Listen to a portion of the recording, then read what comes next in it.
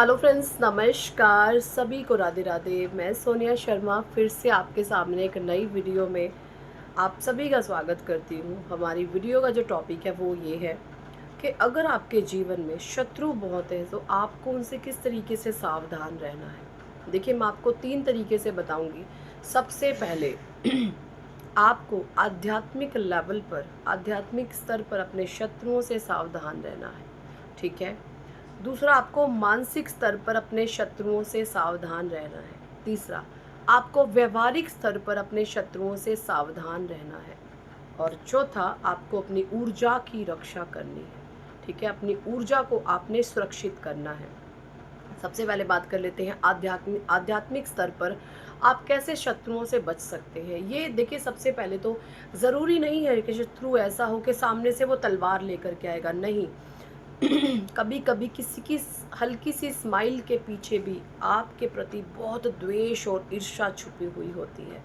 तो अगर किसी की हल्की मुस्कान आपको चुभती है ना, आपको ये सोचने पर मजबूर करती है कि ये इंसान मुझे देख के हंसता तो है बट मुझे बहुत तकलीफ होती है, तो वो आपका सबसे बड़ा हिडन एनिमी है। सावधान रहिएगा ऐसे लोगों से।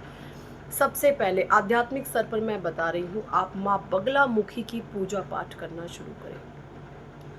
ओम हरि बगला मुखे नमः का आप जितना ज़्यादा जाप करोगे, 100 कम से कम 108 बारी तो ज़रूर करें।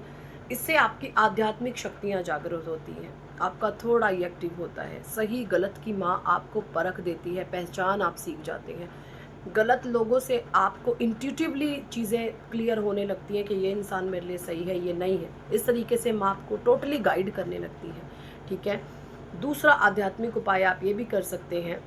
पीले कपड़े में आपको 7 हल्दी की गांठें लेनी है, एक पीला नींबू लेना है और थोड़े से मुट्ठी भर चावल लेकर के, कपड़ा पीला, नींबू पीला, 7 हल्दी के गांठें पीली, सब कुछ पीला ही पीला, और थोड़े से चावल वो भी हल्दी में आपको पीले करके अपने घर के मुख्य दरवाजे पर उसको बांध देने हैं, ठीक है। उसके नीचे से जो भी आएगा, देखिए हम तो अपनी साधना में इतनी एनर्जी रखते हैं, हमें ये टोटके करने की आवश्यकता नहीं होती।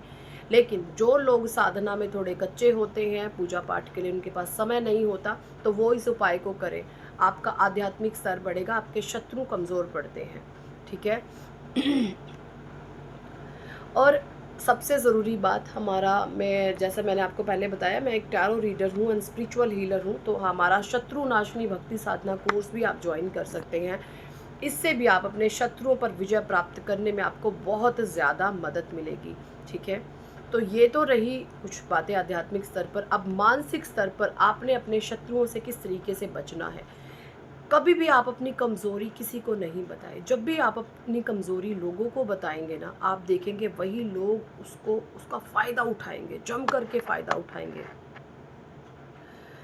और जो इंसान स्पेशली आपके बारे में एक क्यूरियोसिटी क्रिएट करता है, आपके बारे में जानने का वो बहुत उत्सुक होता है ना, उसको तो कभी भी आपकी बातें नहीं बताएं, क्योंकि जो आपको जानना चाह रहा है ना, वो आपको भेदना चाह रहा है, ठीक है। तो अपनी कभी भी कमज़ोरियाँ किसी को नहीं बताएं। दूसरा, आपको शांत रहना है लेकिन मूर्ख नहीं।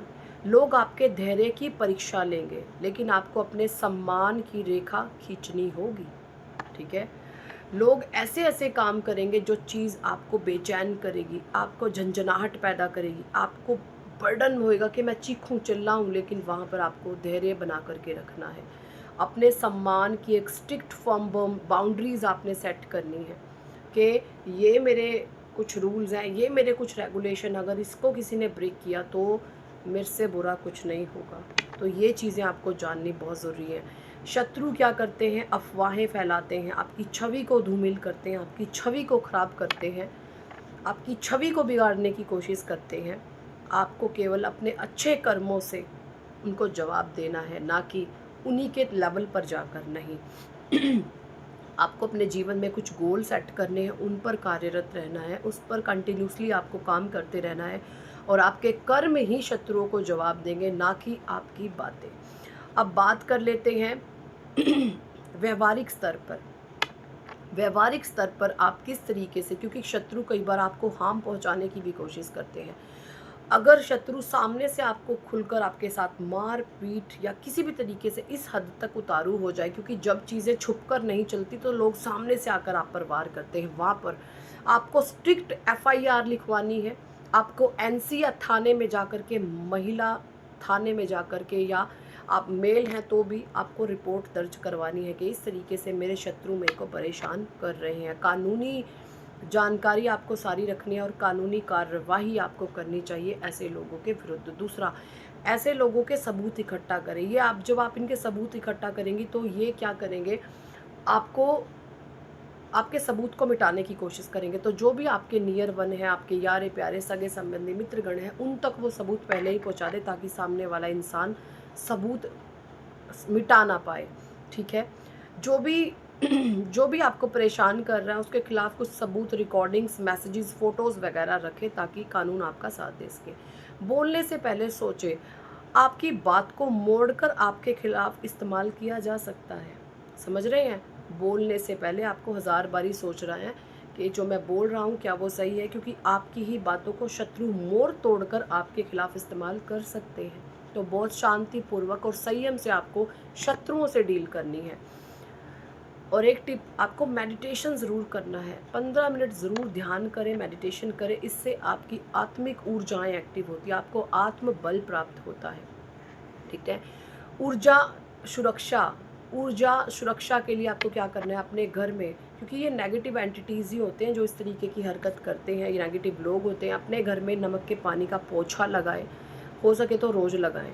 ठीक है, सप्ताह में 1 दिन नींबू या कपूर से पूरे घर में धूप दें।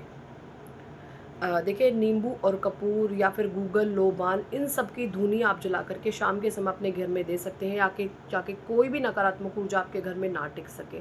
चक्र ध्यान करें, खासकर मूलाधार चक्र, क्योंकि जो भी आपके ये शत्रु होते हैं ना, इनका मेन टारगेट होता है आपको भीतर से कमज़ोर करना। और आपके मूलाधार चक्र और आपके मणिपुर चक्र को खासकर टारगेट किया जाता है।